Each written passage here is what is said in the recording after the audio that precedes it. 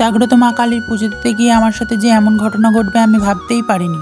তো নমস্কার সবাইকে, কেমন আছো তোমরা সবাই? আশা করছি ভালো আছো, আমিও ভালো আছি। তো সকাল সকাল ঘুম থেকে উঠে প্রথমে বিছানা গুছিয়ে নিয়েছি, এটা তো আমার প্রত্যেক দিনের অভ্যেস। সকাল আগে ঘুম থেকে উঠে বিছানা না গুছালে মনে শান্তি পায় না। তারপরে দেখো জানালাগুলো খুলে নিলাম আর বিছানাটা গুছিয়ে ঘরটা দেখো কত সুন্দর লাগছে।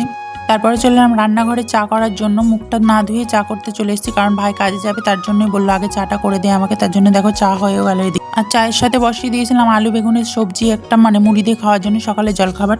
তারপর পড়িয়ে উঠে স্নান টান করে গাছে ফুল ফোটেনি আজকে যেহেতু, তারপরে কটা ফুল ফুটেছিল সেই কটাই মা তুলে এনেছিল। তারপরে খেয়ে নিলাম পুজো দিয়ে মুড়ি। তারপরে হচ্ছে রেডি হয়ে গেলাম ঠাকুরের পুজো দেওয়ার জন্য।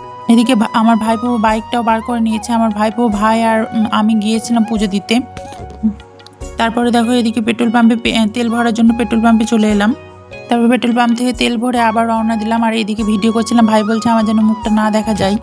তারপরে দেখতে দেখতে চলে এসেছি সাঁকোপাড়া স্টেশনের একটা রাস্তা হয়েছে, আগে রেলের ওপর দিয়ে যেতে ডালা দেবো, তার জন্য ডালাটা কিনে আনা হয়নি, তার জন্য দেখো এখানে ডালাটা নিয়ে নিলাম। তারপরে এখান থেকে সরা নিলাম। সরাগুলোর দাম প্রচণ্ডই বলছিল, আমাদের ওখানে 25 টাকা, এখানে 35 টাকা 30 টাকা। তারপর নিয়ে নিলাম ভোগ, বড় মা ভোগ দেওয়ার জন্য। তারপরে দেখো মায়ের মুখটা দর্শন করলাম, এখানে পুজোয় বসে গিয়েছিল আমরা আস্তে আস্তে।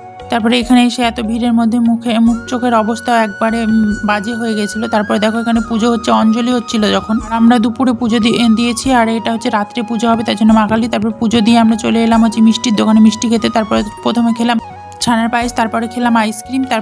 তারপরে খেয়ে দিয়ে তারপরে আবার বাড়ির পথে রওনা দিলাম। রাস্তার মধ্যে আবার ভিডিও করার জন্য ভাই আবার বলছে আমার মুখটা যেন আবার না দেখা যায়। তারপরে দেখো রাস্তার মধ্যে, আর এই ব্রিজটা আমাদের থেকে অনেকটাই বড়। তারপরে দেখো রাস্তার মধ্যে এত রোদ্দুর করেছিল। তারপরে চলে এলাম বাড়ি। তো আমার ভিডিওটা কেমন লাগলো অবশ্যই আমার লাইক কমেন্ট শেয়ার করে দেবো।